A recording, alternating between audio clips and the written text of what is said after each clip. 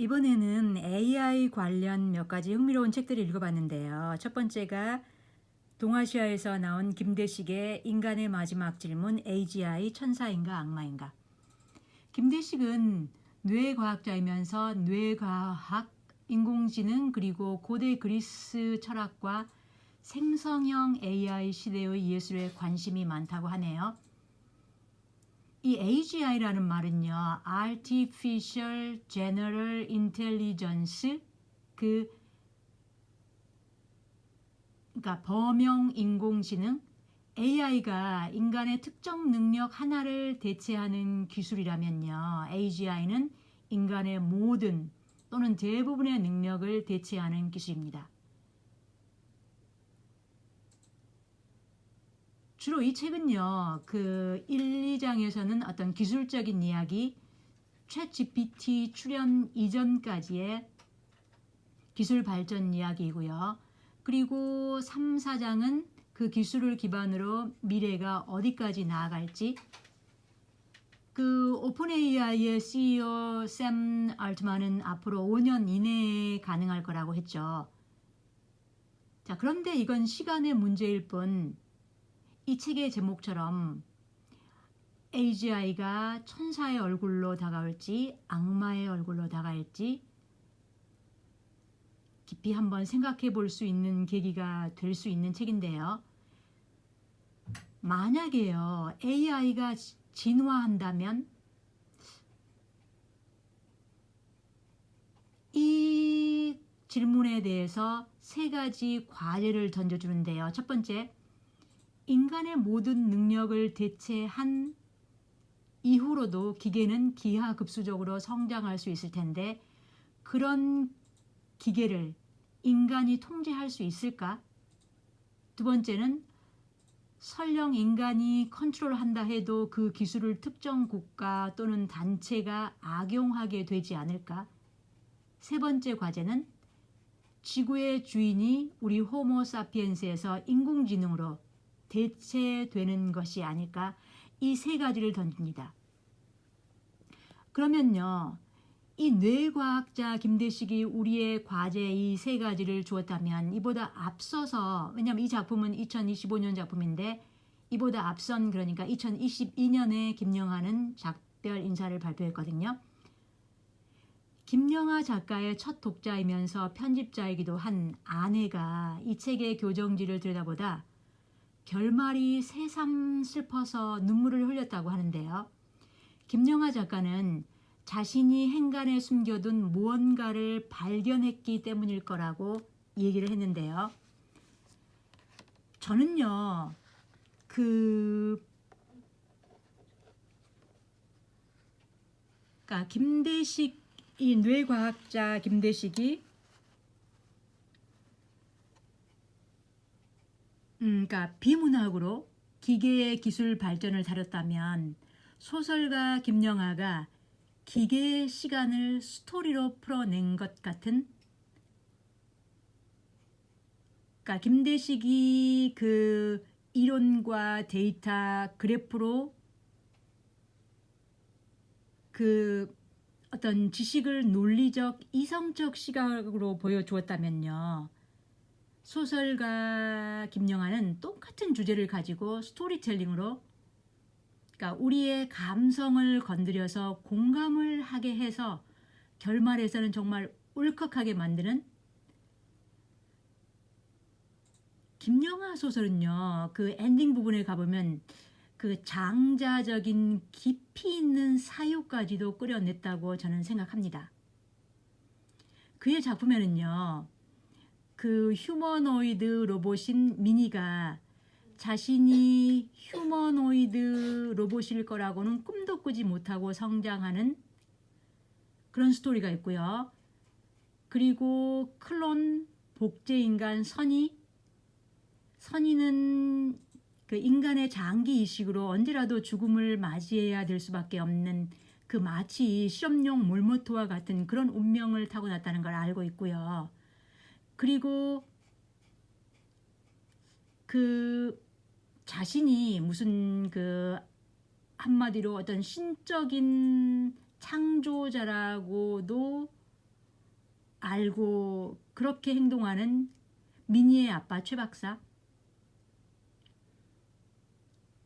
그러니까 그가 진화된 어떤 가장 자신의 그 정의로운 업적을 이룩하기 위해서 그 미니를 탄생시켰는데 그는 끝내는 그 인간의 탐욕을 벗지 못하고 나중에는 미쳐버리는 어떤 불완전한 인간의 모습을 보여주고 있는 것 같고요.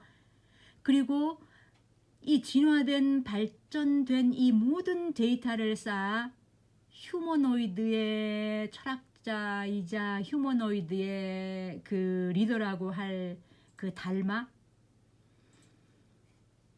이런 것들을, 이런 캐릭터들을 읽어 나가면서요, 저는 그 영화 블레이드 러너나 그 다음에 특히 김대식의 책에서는 이런 영화와 그 다음에 이 작품 김영하의 소설 작품 그리고 그 매트릭스 영화, 이런 것들이 완전히 오버랩이 됐습니다. 두 작가 모두 저는 이 사피엔스의 종말을 다루고 있는 것 같았고요. 그러면 인간이 이 기술 발전을, 이 AI 기술 발전을 중단할 수 있을까요? 여기에서요. 김대식은 인간은 그 과거의 패턴을 보건대 또 세 가지를 던지는데요. 세상이 망하기 전까지 기술은 계속 발전한다. 두 번째는 사회, 정치, 역사에는 인간의 반복성이 있다. 세 번째가 인간은 변하지 않는다. 자, 이 세 가지가 한꺼번에 맞물리다 보면요, 그 과거와 비슷한 일이 종종 일어나곤 한다고 지적합니다. 로마 제국 시대 로마 군인들은 그때 왕이 시키면 전쟁터에 나갔어야 되죠. 그리고 이들의 80에서 90%는 농부들이었고요. 그러니까 군인인 동시에 각 가구의 노동력이었던 것이죠. 근데 보통 그래서 봄에 나갔다 가을에 돌아오는 일이 반복되었는데 계속 그 로마가 승리를 해 나가다 보니 문제가 발생합니다. 집에 남은 그 아이들과 여자들은 생산성이 떨어지자 생계 유지에 곤란을 겪고 빚을 지게 되죠. 귀족인 세넥스로부터요. 그리고 그들이 그 빚을 갚지 못하면 노예로 전락했습니다. 근데 전쟁에 나간 이 로마 시민군들은 오내지 한 10년 후에 집에 돌아와 보니 세상은 바뀌어 있었습니다. 그때요, 그 유럽이나 중동, 북아프리카 노예들, 잡아온 노예들이 거의 1,000만 명에 이르렀는데요. 그들은 무료로 일을 합니다. 노예 노동은 무료죠. 그래서 바로 이 신체 건강한 남자들, 돌아온 이 시민군의 이 남자들의 노동의 가치가 0이 돼버렸습니다. 그러면 토지와 자본을 독점한 이 귀족 세넥스들만을 제외하고 그 로마 시민들의 노동의 가치가 이제 0이 돼버린 것이죠. 그럼 누가 비용을 치르고 이 보통 사람에게 일을 시킬까요? 없겠죠. 그래서 바로 이때 등장한 것이 불평등이 강화되기 시작합니다. 중산층은 몰락하고 실업률은 40%에 육박하거든요. 지금 이게 2025년 미국에서도 똑같은 현실이 일어나죠. 그래서 몇몇 학자들은요, 미국의 민주주의와 공화정이 수십 년 안에 제국으로 대체될 거라고 예측하기도 한다고 하네요. 실업자가 거의 반의 취소자, 폭동이 일어나고, 그리고 이 폭동 위협을 느낀 로마가 제국의 역사상 최초로 기본소득을 줬습니다. 우리가 코로나 때 받은 이 기본소득, 로마에서 먼저 시행됐네요. 그럼 로마 시민권을 가지고 있으면 나라에서 먹여 살려주니까 좋겠네. 근데요, 그게 딱 굶어 죽지 않을 정도의 규율이었습니다. 그럼 남아도는 시간 어떻게 할까요? 제국이 그래서 바로 엔터테인먼트를 제공하는 것이죠. 그 디오클레티아누스 황제 때요, 목욕탕에는 수천 명이 들어가서 목욕과 사우나를 즐겼고요. 그때 5만 명이 관람할 수 있는 그 콜로세움은 관람료가 무료였습니다. 그 사람이 사람을 죽이고 사자가 사람을 잡아먹고 이런 그 로마의 영광과 그 그늘 아래에서 이런 비극적인 이런 일들이 벌어졌었는데요. 그럼 우리가 맞이할 AGI의 시대의 미래는 인간의 노동력의 가치는 어떻게 될까요? 자, 그런 것들을 한번 우리 지금 현재 기업에서도 아주 많이 읽어볼 그 사례들을 읽어볼 수가 있죠. 제가 저는 이런 사례들을요, 현재 기업에서도 아주 흥미롭게 찾아볼 수 있어서 그런 것도 흥미롭게 읽어볼 수가 있을 것 같은데요. 이 장우석의 미국 주식 거기서 보면요, 지금 현재 있는 스토리를 한번 읽어볼게요. 지금 아마존은요, 그 물리적 세계에서 실제로 움직이고 상호작용하는 AI와 로보틱스에 있는데요. 이 아마존은 이미요 100만 대 이상의 모바일 로봇을 운영 중이며 머지않아 기업 내 사람보다 로보틱스가 더 많아질 것을 예상하고 있다고 합니다. 자, 그래서요. 아마존의 물류망만 봐도요. 아마존은 한마디로 창고 출고에서부터 최종 배송까지 전 과정을 자동화하는 물류망을 완성하려는 비전을 향해 나가고 있고요. 그래서요. 지금 이 아마존은 단순히 이제는 상품만 판매하는 기업이 아니라 AI와 로봇을 통해 세상의 모든 물리적 노동과 물류를 재정의하는 운영체제 기업으로 진화를 꾀하고 있고 그 과정은 서서히 그러나 분명히 다가오고 있다는 것입니다. 자, 이러한 것들을요 실제 우리가 기업 사례에서 얼마든지 찾아볼 수 있거든요. 인간의 노동력이 값이 얼마로 매겨질까? 자, 그리고 이러한 것들을 또한 그럼 이렇게 우리가 하고 있는 이 물리적 세계 말고 플랫폼 세계에서는 또 어떻게 될까? 그런 것들은 또 이런 책까지도 아마 읽어보면 상당히 흥미로운데요. 보면 처음 북스에서 안유석이 지은 팔란티어에 주목하라 이 책하고요. 안유석이 팔란티어에 관한 책을 2권을 썼더라고요. 팔란티어 인사이트 하고요. 거기서도 상당히 흥미롭습니다. 그러니까 플랫폼에서는 그럼 윤리적인 문제와 그 다음에 그 플랫폼에서 그러니까 팔란티어는 어떤 고담 플랫폼이나 그리고 어떤 파운드리, 아폴로 이런 데에서 정부와 깊이 계약을 맺고 일을 하죠. 그러나 거기에서 수많은 윤리적인 문제가 발생하잖아요.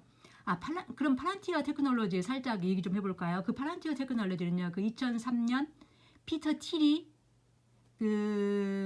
몇 명의 페이팔 기술자와 스탠퍼드 인재 자기의 대학 동문인 알렉스 카프 등과 공동 창업한 거죠. 팔란티어라는 말은요, 톨킨의 소설 반지의 제왕의 투명한 예언의 돌, 멀리 떨어진 곳에 사건까지 들여다보는 통찰의 도구를 의미하는 그런 미션을 이 회사가 지향한다는 것입니다.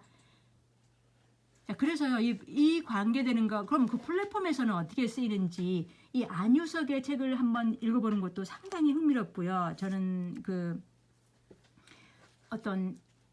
그가 쓴 아주 이 팔란티어 인사이트라는 책에서는요, 상당히 깊이 있는 인사이트를 주고 있어서 저는 정말 흥미롭게 읽었거든요.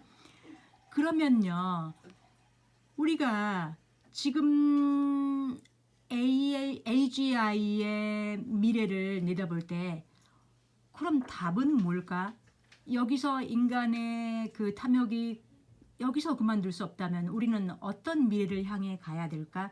거기에 대한 답을요, 김대식 이 뇌과학자는 이렇게 줍니다. 공생이 가능하다면 그게 제일 현명한 길일 것입니다. 이렇게요.